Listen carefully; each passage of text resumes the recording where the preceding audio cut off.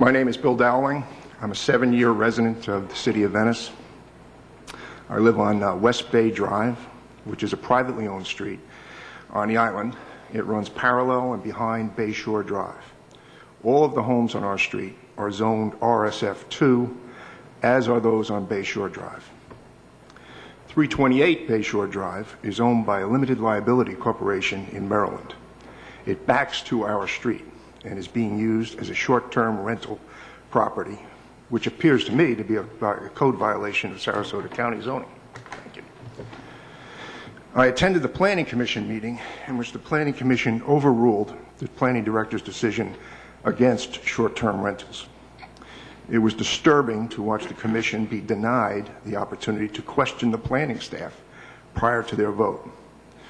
The rules of engagement of the process seemed to be so restrictive that our inspector might have been able to get some response, but our commissioners clearly could not, and they showed their frustration.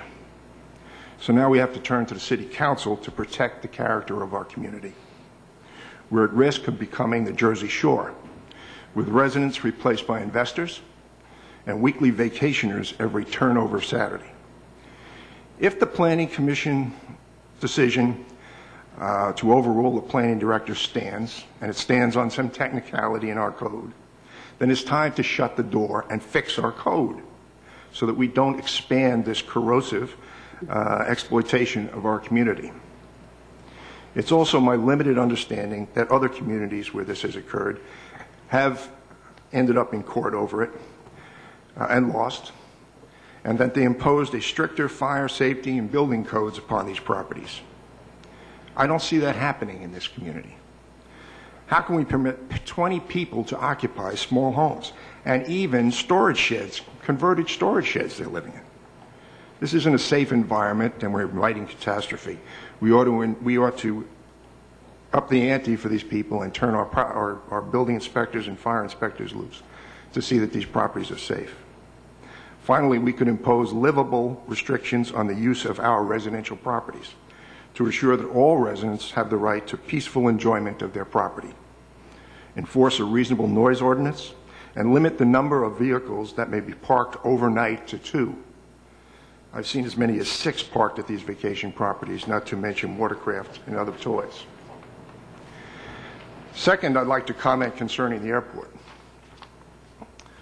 I believe the Council should accept as a guiding principle that the airport will conform to the character of our community, not drive the character of our community. This will no doubt create controversy with the FAA, which appears to me to be driving Venice towards becoming a heavy jet port. The Wall Street Journal has reported several times on the emergence of new, smaller jets intended for commercial use at such airports. Are we to expect ticket counters at Venice Municipal Airport? We should engage our congressional delegation in discussions with the FAA and make it clear that we will not accept demolishing homes or moving golf courses to make way for jets. Taking such a stand will likely have consequences, presumably less funding for capital projects, maybe other consequences. We should face those consequences and make decisions always with our guiding principle of protecting the character of our community in mind. If an airport consistent with our community character requires additional funding to remain viable, then we need to consider reasonable development of parts of the property. Don't be pushed into declaring the airport off limits to development until we know the consequences of telling the FAA no. Thank you very much. Thank you.